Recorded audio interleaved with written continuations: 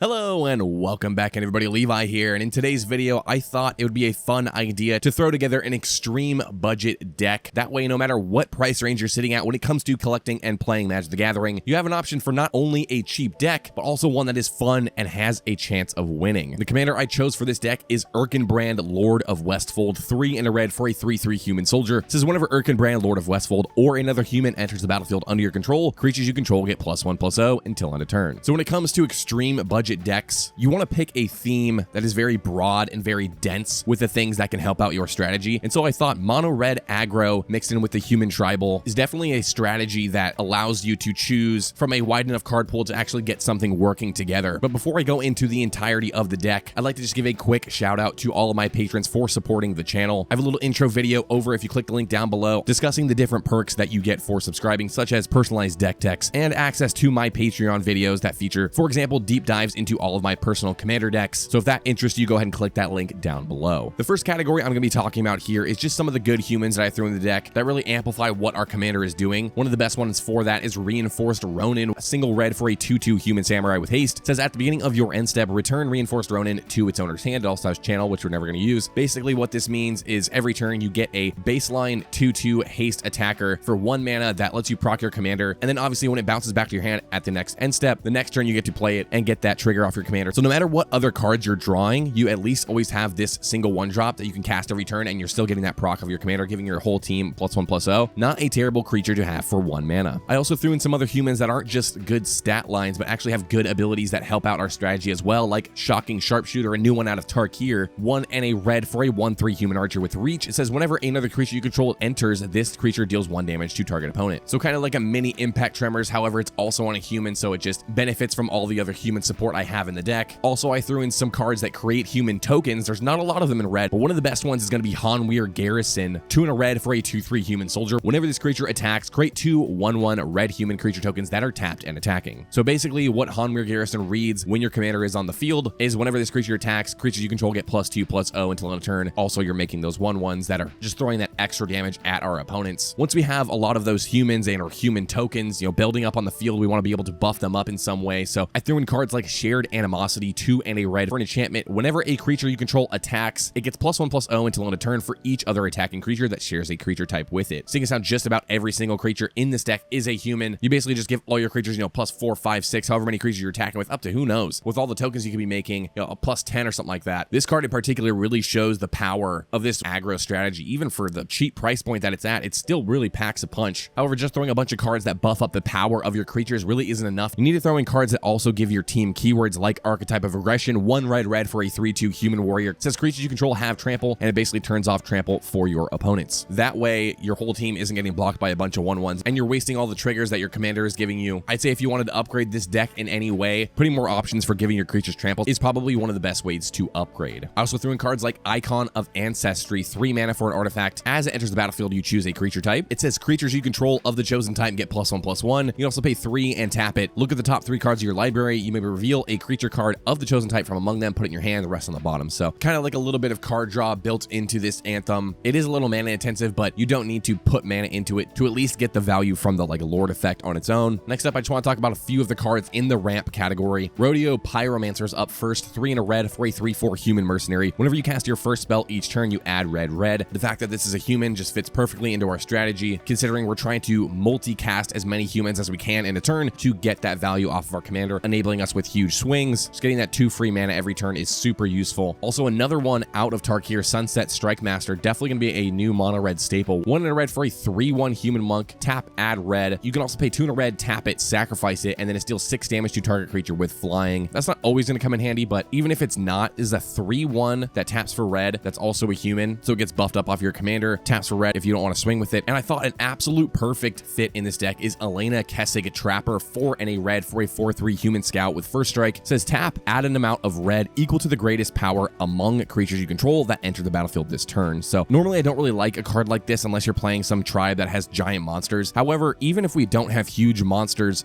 on their baseline, our commander is bumping up all of our humans based on how many are entering the battlefield. So, say we have the Sunset Strike Master enter the battlefield and, the Reinforced Ronin and 2 tokens. That's bringing up to 6 power, and then the Elena now taps for 6 red because that's the current power of the Sunset Strike Master, even though it's not going to stay at 6 6 power. This turn it's at 6 power, so you get to add that 6 red mana. Really helps you spam out as many humans as you can. Not to mention it's also a human itself, so it really fits that theme. Going over a couple of removal spells here. Powder Ganger up first out of Fallout, 2 and a red for a 2/2 human rogue with squad 2, meaning you can pay an additional 2 any number of times to create that many tokens that are copies of Powder Ganger. Pretty good if we have the extra mana lying around, maybe with our Elena. Tap it, add a bunch of red, pay the squad cost a bunch of times. Even just that alone would be really good because we get a bunch of ETB triggers from our commander, but also it says when it enters the battlefield to destroy up to 1 target artifact. So this can end up killing a bunch of artifacts that our opponents control, or just one if we want to play this a little early in the game. Also threw in a little bit of a janky one here. I haven't even heard of this until I looked up this deck. Gallows at Willow Hill. 3 mana artifact, pay 3, tap it, tap 3 untapped humans, destroy target creature, they make a 1/1 flyer. So it's not the best rate. However, it is repeatable. You know, if we have a bunch of those human tokens, or we're really getting beat down by some of our opponents' giant creatures, you know, paying 3, tapping down 3 humans to destroy any creature repeatedly, I think it's a pretty good rate. I'd definitely play this card in a deck like this one. Last category I'm talking about here, the utility, just some cards that help propel our deck forward, but don't really fit into some of the other categories. Similarly to our shocking sharpshooter, we have Vigilante Justice, 3 and a red for an enchantment. Whenever a human enters the battlefield under your control, this deals 1 damage to any target. So the sharpshooter dealing damage to our opponents, this is 1 damage to any target, so we can ping off our opponent's small creatures, little blockers if we need to. Not to mention how sweet is that art. Just reminds me of like old Boomerang cartoons, something like that. Kind of similarly to that one, I have Kessig Malcontents, 2 and a red for a 3/1 human warrior. It says when Kessig Malcontents enter the battlefield, it deals damage to target player equal to the number of humans you control. Again, later in the game, we have a bunch of our human tokens, cast the Kessig Malcontents, get the trigger off our commander, and still be doing a ton of direct damage to our opponents. So not only is this an attacking deck, but we also have several ways to be doing non-combat damage to our opponents as well. And a great value piece, not to mention it's also a human, so it fits especially well in this deck. We have Arnie Metalbrow, 2 and a red for a 3/3 human berserker. It says whenever a creature you control attacks, or a creature enters the battlefield under your control attacking, it says you may pay 1 and a red. If you do, you may put a creature card with mana value less than that creature's mana value from your hand onto the battlefield tapped and attacking. So this just basically helps cheat out some mana cost for some of our higher costed creatures. Being able to pay 2 for them really helps smooth out our deck. And the last card I'm talking about here, some people might not like a card like this. I personally do. If you're playing with such a big restriction, being, you know, a $15 deck, you're in mono red